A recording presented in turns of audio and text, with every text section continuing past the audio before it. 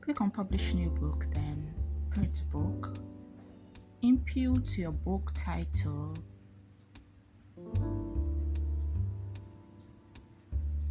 Then click on the category and subcategory.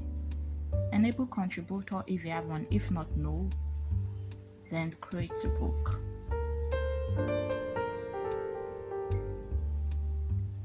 Yeah, I already have my synopsis copied, so I'll just be pasting, then save and next. Here you have to upload your book cover and kindly take note of the dimension.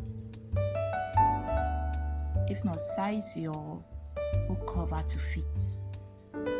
Then click on next, which will take you to this additional information screen. Here you have to provide your publisher. If you publish it yourself, you can just input your name, then the price of the book, the language your book is written in, the ISBN, number of pages, and the quantity you want to be sold. Kindly note that you have to send copies of your book to our office, and once it is received, your book will be approved.